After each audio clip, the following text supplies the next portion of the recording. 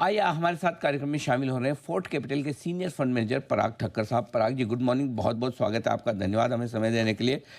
आज हम पराग जी से कुछ बेहतरीन इन्वेस्टमेंट आइडिया लेने वाले हैं हमारे दर्शकों के लिए, और शुरुआत करते हैं उनके एक एक करके सारे आइडियाज़ पर बात करते हैं। सबसे पहले समझाएं सर, इंडिया सीमेंट क्यों है आपको पसंद? देखिए अनिल जी, मैं ये बता कर देना चाहता हूँ आपके दर्शकों को कि डिस्क्लेमर देना चाहता हूँ कि जो भी स्टॉक्स पे हम बात करेंगे हमारे पोर्टफोलियो पीएमएस क्लाइंट्स में रहेंगे। और आपके दर्शक अगर उसमें इन्वेस्ट करना चाहे तो अपने फाइनेंशियल एडवाइजर को कंसल्ट करके ही करें। और थोड़ी सी लंबी अवधि के लिए ही हमारे ये शेयर्स है, तो कोई ऐसा एकदम शॉर्ट टर्म ट्रेडिंग व्यू नहीं है। इंडिया सीमेंट पे मैं बात करना चाहूंगा कि ये एक बहुत ही बढ़िया टर्न अराउंड स्टोरी है। मेरे हिसाब से फर्स्ट ऑफ ऑल अल्ट्राटेक ने 390 में इसमें ओपन ऑफर दी थी। तो अल्ट्राटेक के पास अभी 81.5% स्टेक है, जिसमें ज्यादातर स्टेक उन्होंने 390 रुपये में लिया हुआ है। और आज की तारीख में प्राइस 304-5 के आसपास है। और Q4 में जबकि साउथ में प्राइसेस काफी डिप्रेस्ड है, तभी भी इन्होंने ऑपरेटिंग लेवल पे ब्रेक इवन कर लिया है।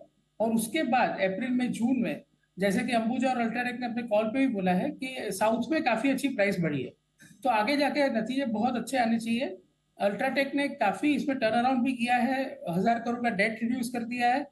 और अल्ट्राटेक और 1,500 करोड़ इसमें इन्वेस्ट करने वाला है ताकि WHRS वगैरह फैसिलिटीज डाले, जिससे ऑपरेटिंग कॉस्ट कम हो जाए। और अल्ट्राटेक का ये टारगेट है कि ये साल 500 रुपया पर टन, अगले साल 800 रुपया पर टन, और उसके बाद 1,000 रुपया पर टन इबिटा इसका हो जाएगा। और आप अगर देखें तो 14.5 मिलियन टन की कैपेसिटी है इनकी। तो इनका इबिटा 1,000-1,200 करोड़ के ऊपर जा सकता है, जबकि भी मार्केट कैप सिर्फ 9,500 करोड़ है। और डेट जो है वो अल्ट्राटेक जीरो कर देगा इसका। तो ये स्टॉक अगले 2-3 साल में आपको कम से कम 60-70% रिटर्न देना चाहिए। Again you can take advice from your financial advisor, but जो आंकड़े बताते हैं उसकी मैं बात कर रहा हूँ। ओके, तो इंडिया सीमेंट है पहली पसंद यहाँ पर खरीदारी करने के लिहाज से। कोई टारगेट रखना चाहेंगे सर इसके लिए? नहीं सर, हम टारगेट रिकमेंड नहीं कर सकते, वी आर फंड मैनेजर्स। तो हम हमारे ठीक, पोर्टफोलियो में स्टॉक है, मैं इतना बोल सकता हूँ। परफेक्ट। तो टारगेट नहीं है, लेकिन एक अगर आप जो अल्टरनेट ने जो हिसाब से गाइड किया है वो हिसाब से अगर सोचे तो इसका 500 550 हुआ का भाव 2 साल में हो सकता है।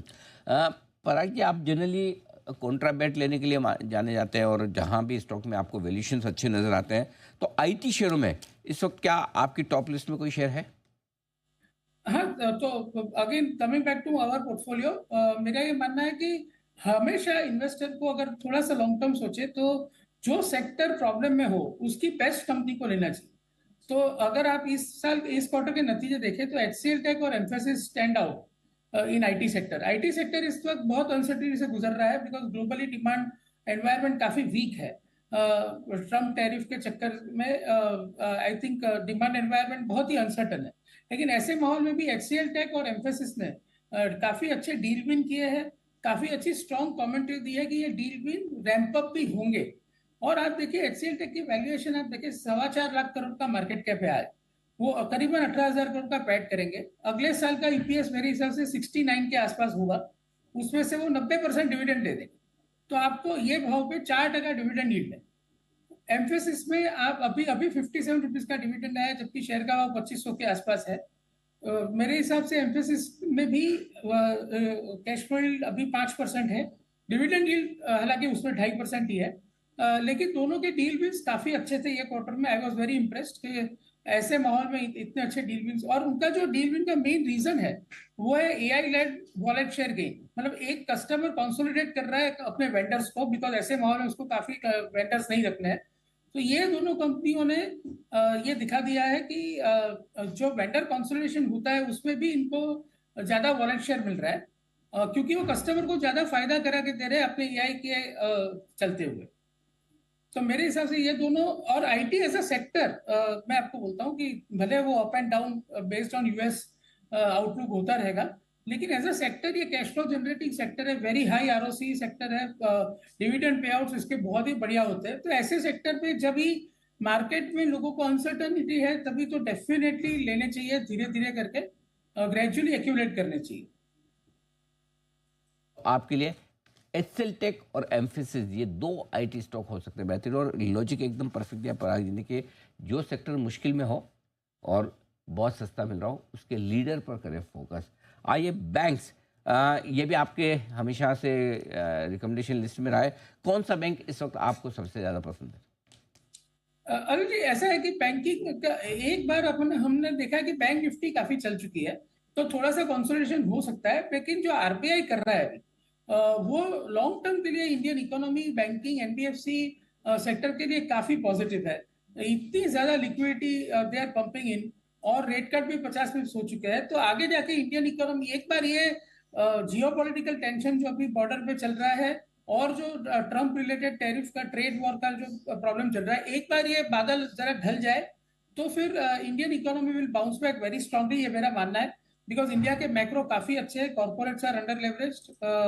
तो मेरे हिसाब से कि फेडरल बैंक एक स्टॉक है, हालांकि इंसिडेंटली उसका रिजल्ट आज ही है, तो मैं किसी को रिकमेंड ये नहीं करूंगा रिजल्ट देख के ले, कोई जल्दी नहीं है। बट मेरे हिसाब से 1.2 टाइम्स प्राइस टू बुक पे, 1.28% आरओए के साथ, 10-11 के पी पे, आई थिंक ये स्टॉक में, और मनियन साहब के आने से जो कोटक से आए हैं, मेरे हिसाब से आगे जाके इसमें आरओए एक्सपेंशन का काम 100% होगा। और नियर टर्म में अगर देखें, बिकॉज ऑफ आरबीआई की लिक्विडिटी, बैंकिंग को एक पुश मिल गया है कि डिपॉजिट और सेविंग रेट वो लोग घटा सक रहे हैं। अगर वो डिपॉजिट और सेविंग रेट घटाएंगे तो मार्जिन प्रेशर भी थोड़ा सा कम होगा। जो पहले दिख रहा था कि मार्जिन प्रेशर बैंकिंग पे आएगा और एनबीएफसी में मार्जिन एक्सपेंशन आएगा, लेकिन अभी बिकॉज आरबीआई ने लिक्विडिटी इतनी अच्छी डाल दी है और रेपो रेट कट भी कर दिया है, तो मेरे हिसाब से बैंकिंग, एनबीएफसी सबके लिए अच्छा है। लेकिन जैसे मैंने कहा कि अभी अभी बैंक निफ्टी ने काफी रैली की है, तो मैं ये बोलना चाहूंगा कि शायद थोड़ी सी बैंक निफ्टी करेक्ट हो, उसके साथ भी स्टॉक्स करेक्ट हो सकते हैं। और शायद ये भी हो सकता है कि थोड़ा सा मार्जिन प्रेशर दिखे, तो इसलिए मैं ऐसा नहीं बोलूंगा कि अभी का, बिकॉज इंसिडेंटली आज ही रिजल्ट है। तो आई वुड लाइक टू से टू योर व्यूअर्स के रिजल्ट एक बार देख के ले। के बाद खरीदें, और उनसे भी निवेश के लिए लेना है, कौन सा आजकल के लिए तो लेना नहीं है। आप तो हमेशा रिकमेंडेशन इन्वेस्टमेंट के हिसाब से ही करते हैं। तो 4 बेहतरीन स्टॉक जो पसंद आए पराग सर को: India cement, HCL tech, Mphasis और फेडरल बैंक। इन 4 शेयरों में आप लॉन्ग टर्म का नजरिया रखते हैं तो निवेश के बारे में सोच सकते हैं। सर, बहुत बहुत धन्यवाद आपका, आपने समय दिया और आप बेहतरीन स्टॉक्स आपकी जो पोर्टफोलियो में है उन पर चर्चा की। आइए, अगर आप इन शेयरों में कोई भी निवेश करना चाहते हैं तो अपने फाइनेंशियल एडवाइजर से राय लें, उसके बाद ही निवेश करें। ये राय पराग जी की तरफ से।